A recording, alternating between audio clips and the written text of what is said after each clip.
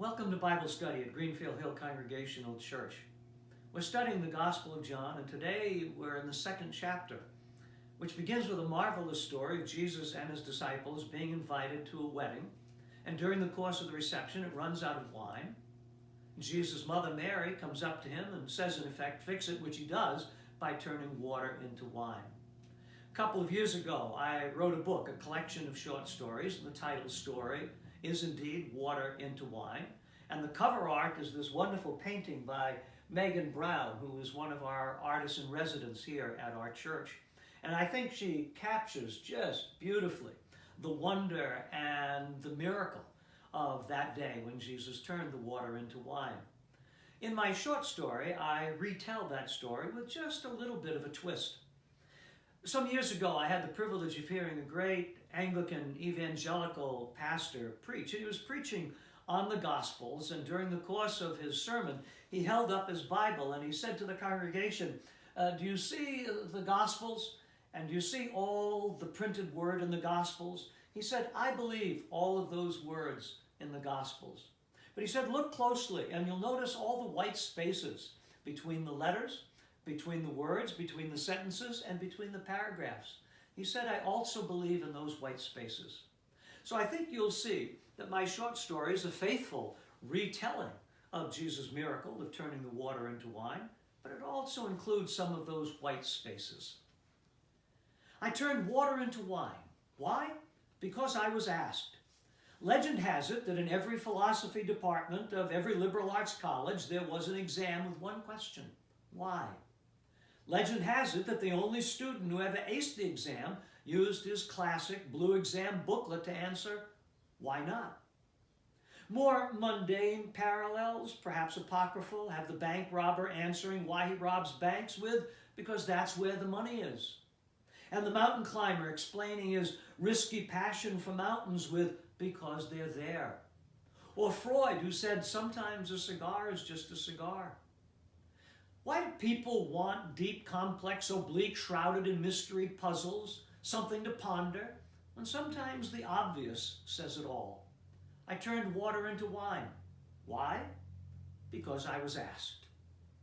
I heard a preacher twist himself into knots to explain this breach of Georgia protocol, proclaiming it was unfermented grape juice. Sure. An Israeli wedding ran out of kosher Chianti and I replaced it with Welch's grape juice and everybody was happy. Please. I'm at a village wedding. Take it at face value. Sometimes a cigar is just a cigar and wine, well, it's just wine. A wedding day for these two families joining together is the culmination of a lifelong dream, a little maternal plotting around the village well, some divine intervention.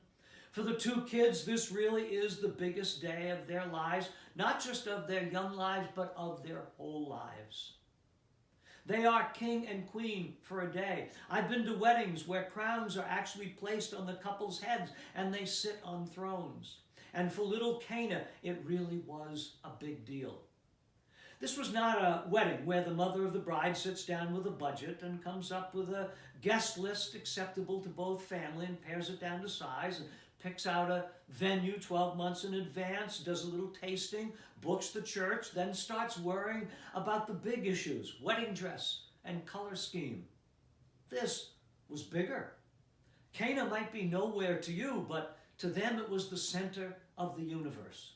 And on this wedding day, the universe watched. First, everybody was invited. Second, everybody came.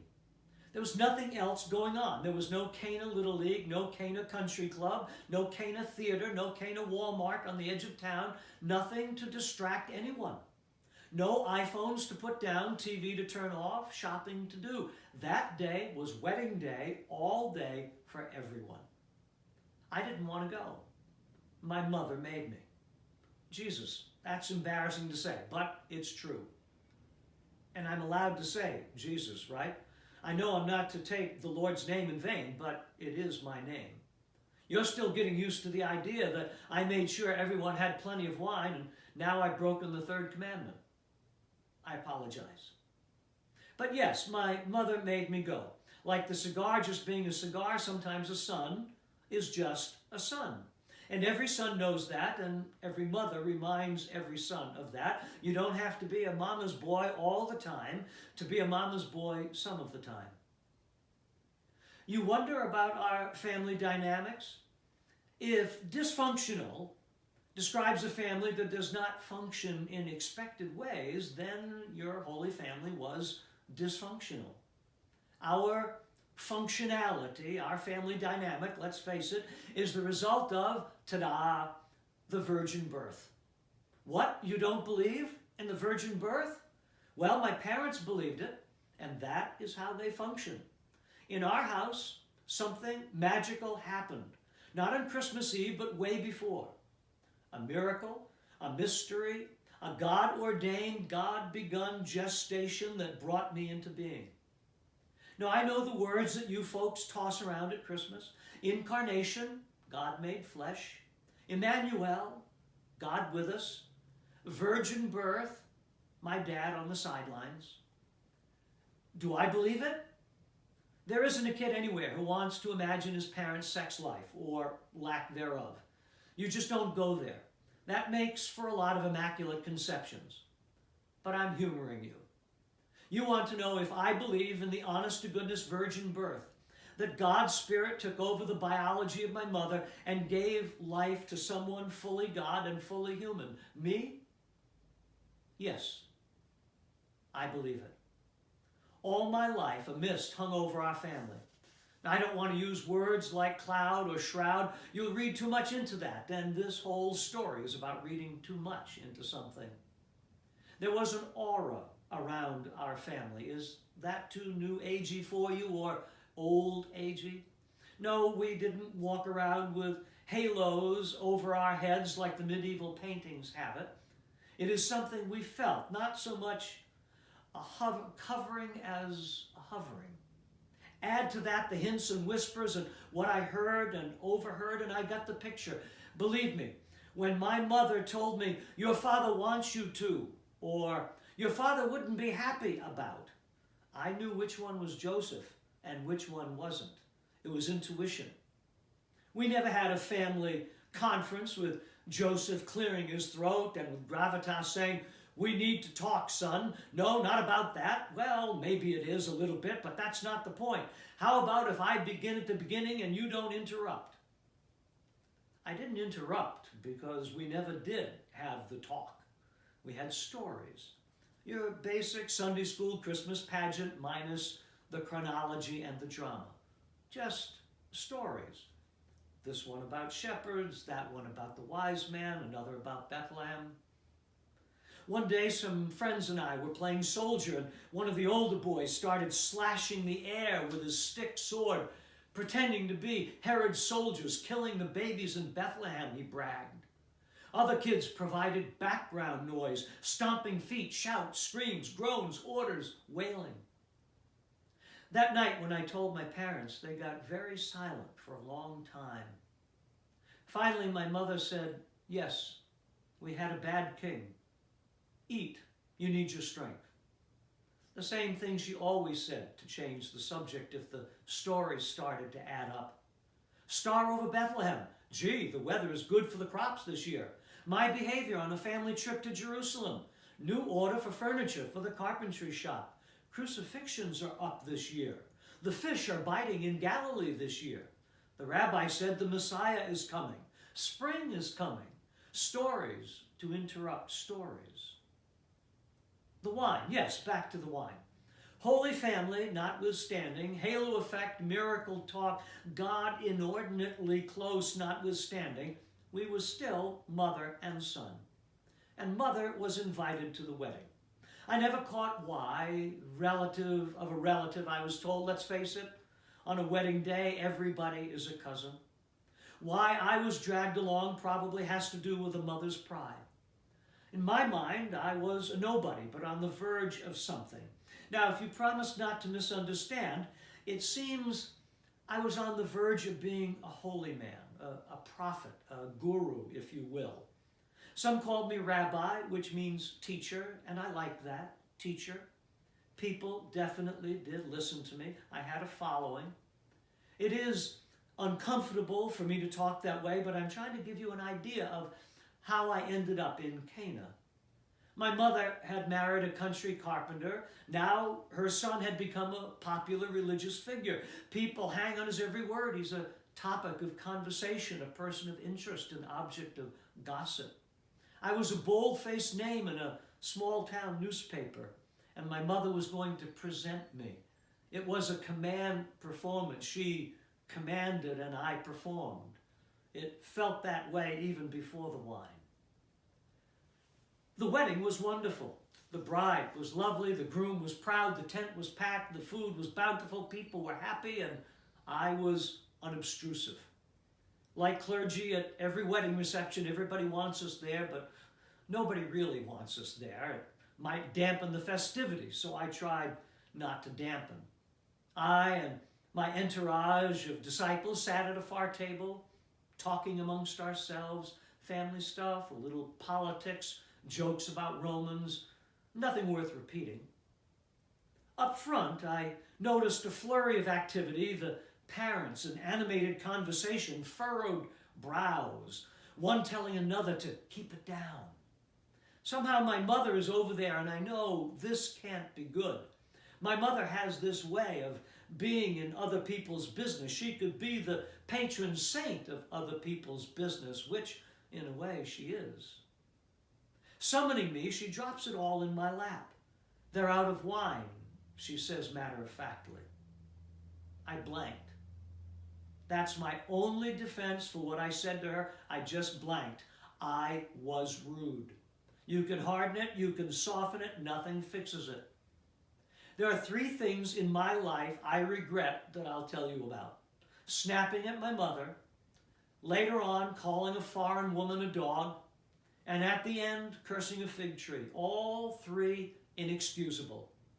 As they teach young soldiers when they mess up, the only response is, no excuse, sir. Amen to that. Now, to reset the table, big wedding, happy day, wine runs out, my mother expects me to fix it.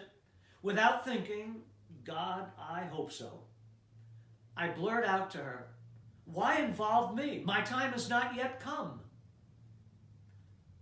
In the Bible, on the fancy paper with classic font, my words sound innocuous, almost holy. Dear, dear mother, I might be saying, I must save the world, no trivialities for me. Or to make it more contemporary, Mom, don't waste my time. To preach it out, Mother, you have known God's plan from the beginning. This work has started. I've gathered a few disciples. We're rolling it out in stages. I'm not ready to show my hand. Or on the street, forget about it. All versions of, don't bother me, it's not my time. I'm glad my father wasn't there, either one. They'd have slapped my face and washed my mouth out with soap. My mother, however, didn't miss a beat. She didn't feign hurt or take umbrage. She coolly turned to the servants and said, do whatever he tells you to do. Maybe it wasn't my time. Maybe it was her time, or the couple's time, and the village's time. All I know is that my mother was ready, and maybe she did know God's time better than I. The rest of the story is fairly famous and mostly misses the point. There were some stone jars nearby. I tell the servants to fill them with water. The maitre d' of the wedding tastes it, and he's so impressed that he grabs the groom in a proud embrace and he offers this social commentary. Most folks serve the good stuff early in the reception, he says. Once everyone is feeling too good to notice, they start serving the cheap stuff. But you, my boy, are the class of Cana. You have saved the best for last. At that point, my disciples are really proud to be with me.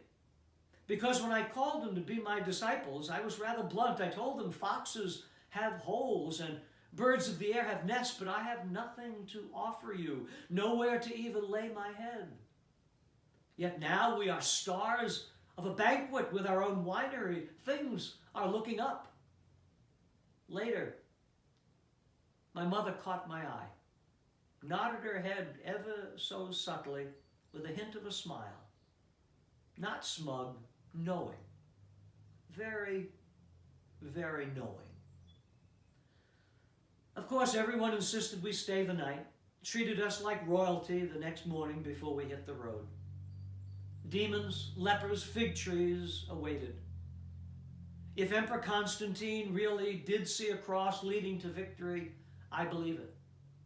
I saw the cross too. Did I answer your why about the wine? Well, this is one of those cigars that is just a cigar. My mother asked, and the kids needed it. Don't read too much into it, needs versus wants. Two people in love.